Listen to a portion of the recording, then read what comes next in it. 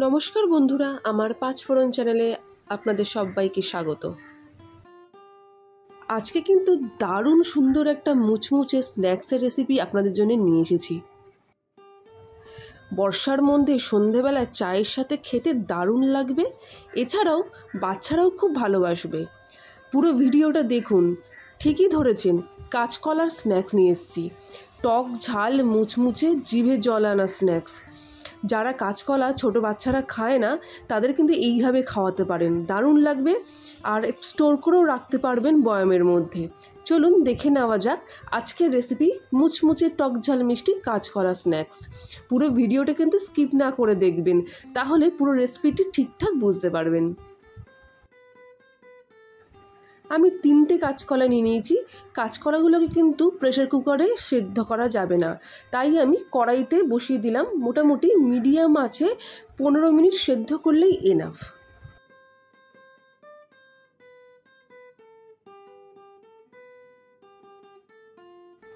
কাঁচকলাগুলো আমি মিডিয়াম আছে 15 মিনিট আমি সেদ্ধ করে নিয়েছি। দেখতেই পাচ্ছেন কাঁচকলার খোসার রং পরিবর্তন হয়েছে।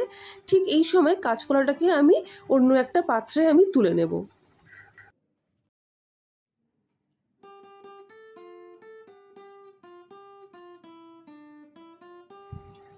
তিনটে কাঁচকলাই আমি নিয়ে নিলাম অন্য পাত্রে। আবারও একটা আলাদা পাত্রে নিয়ে ঠান্ডা 1 মগ জল ঢেলে দিলাম ইনস্ট্যান্ট ঠান্ডা করার জন্য। এই ঠান্ডা জলটা কিন্তু ঢালতে হবে, কেননা অনেক সময় যদি কাঁচকলা ওভার কুক হয়ে যায় সেক্ষেত্রে স্ন্যাক্সটা ভালো হবে না। তাই ঠান্ডা জল ঢেলেই ঠান্ডা করতে হবে।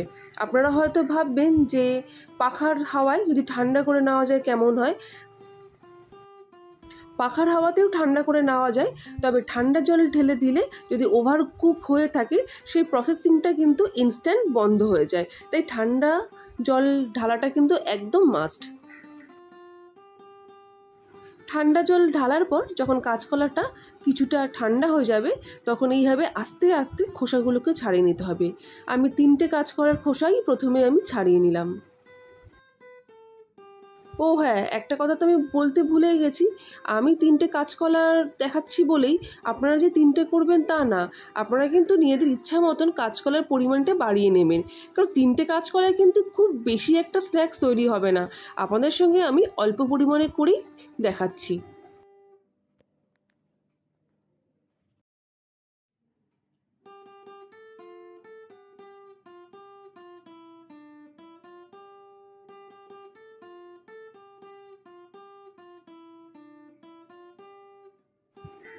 কাঁচকলাগুলো কাটা হয়ে গেছে। এরপর একটা চাকুর সাহায্যে এরকমভাবে পিস করে নেব। একদম পাতলাও করবেন না, একদম মোটাও করবেন না। ঠিক আমি যেরমভাবে পিসগুলো করছি ঠিক তেমনভাবেই পিসগুলো করে নেবেন। আমার রেসিপি আপনাদের কেমন লাগে সেটা তো জানালেন না, অবশ্যই কিন্তু জানাবেন। আর এরকম কিন্তু কাঁচকলা স্ন্যাক্স রান্না করে বাড়ির সবাইকে খাওয়াবেন। আর কমেন্ট করতে কিন্তু ভুলবেন না যে আমার রেসিপি আপনাদের কেমন লাগলো। আর যারা আমাকে এখনও সাবস্ক্রাইব করোনি তারা অবশ্যই আমাকে সাবস্ক্রাইব করো।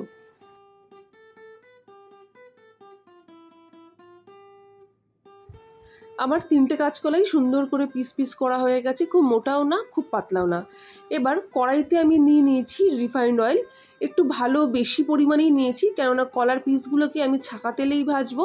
তবে এখানে বলে রাখি, প্রচণ্ড পরিমাণে তেলটাকে গরম করতে হবে এবং হাই ফ্লেমে কিন্তু কলাগুলোকে ভাজতে হবে। কোনো মিডিয়াম বা লো ফ্লেমে কিন্তু ভাজা হবে না।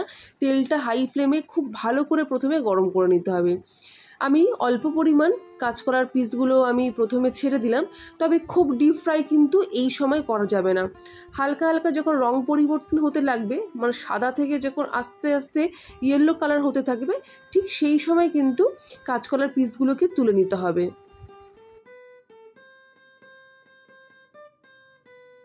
দেখতেই পাচ্ছেন আমার কাঁচকলার কিন্তু একদমই কালার খুব একটা বেশি পরিবর্তন হয়নি, একটু হালকা পরিবর্তন হয়েছে। হালকা হালকা হলদেটা যখন এসছে তখন আমি কাঁচকলাগুলো তুলে নিলাম পিসগুলো, প্রথম যে লটে দিয়েছিলাম সেইগুলো।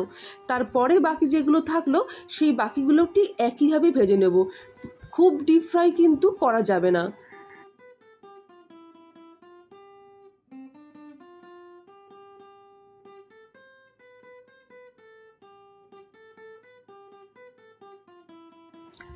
এরকমভাবে যদি আপনারা কাঁচকলার মুখরোচক স্ন্যাক্স বানান, আমি বলতে পারি বাড়িতে যদি কোনো অতিথি আসে তাদেরকে খাওয়ালেও কিন্তু সুনাম আপনাদের করবেই।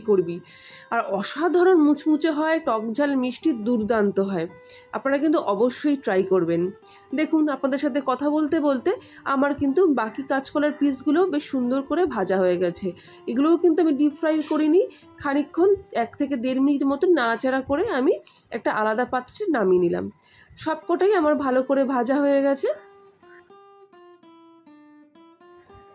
সবকটা ভাজার পর একটা এবার বিশেষ কাজ আছে, সেটা কিন্তু খুব সাবধানে করতে হবে। আমি একটা ছোট গ্লাস নিয়েছি, যেটার পেছনটা একদমই প্লেন। ঠিক এরকম একটা গ্লাস নিতে হবে এবং প্রত্যেকটা কাঁচকলার পিসকে এরকমভাবে চেপটে দিতে হবে। খুব সাবধানে চ্যাপটাতে হবে যাতে একদম থেতলে না যায়। দেখতে পাচ্ছেন আমি যেরকমভাবে চেপটে দিচ্ছি, ঠিক তেমনভাবেই চেপটে দিতে হবে। আর এই কাজটা কিন্তু কাঁচকলার পিসগুলো গরম থাকাকালীনই করতে হবে। ঠান্ডা হয়ে গেলে কিন্তু ভালো হবে না, তখন ভেঙে যাবে।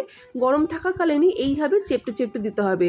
এর খুব বেশি গায়ের জোর কিন্তু লাগাবেন না, যতটুকুনি জোর প্রয়োজন ততটুকুনি জোরই কিন্তু আপনারা করবেন।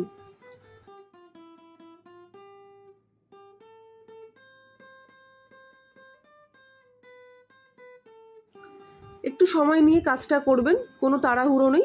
দেখতেই পাচ্ছেন আমার সবকটা পিস এইভাবে চ্যাপটানো হয়ে গেছে এবং সবকটা পিস যদি থালা বা প্লেটের গায়ে লেগে যায় সেগুলো আস্তে আস্তে করে ছাড়িয়ে নেবেন।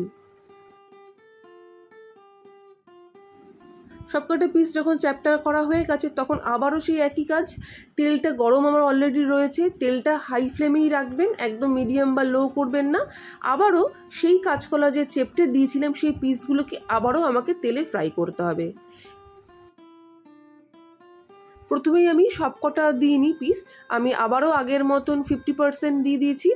এই সময়ে এবার লালচে যখন হয়ে আসবে, মানে হালকা যখন ব্রাউন আসবে, ঠিক ততক্ষণ ধরে ভাজতে হবে।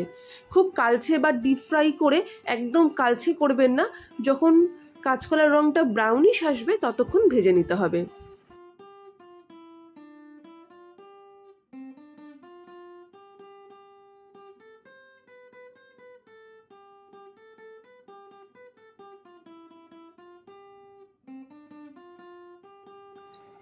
গ্যাসের সামনে থেকে একদম সরবেন না, কেন ও বেশি ফ্রাই হয়ে গেলে জিনিসটা কিন্তু খেতে একদমই ভালো লাগবে না।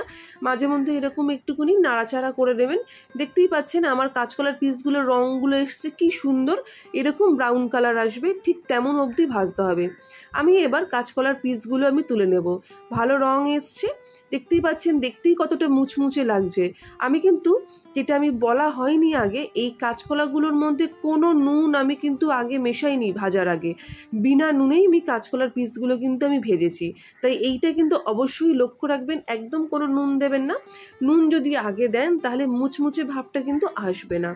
যাই হোক, আমার ব্রাউন কালার হয়ে যাওয়ার পর প্রথম যে কাঁচকলার পিসগুলো দিয়েছিলাম সেগুলো তুলে দিলাম। এবার বাকি পিসগুলো ঠিক আমি একইভাবে ভেজে নেব।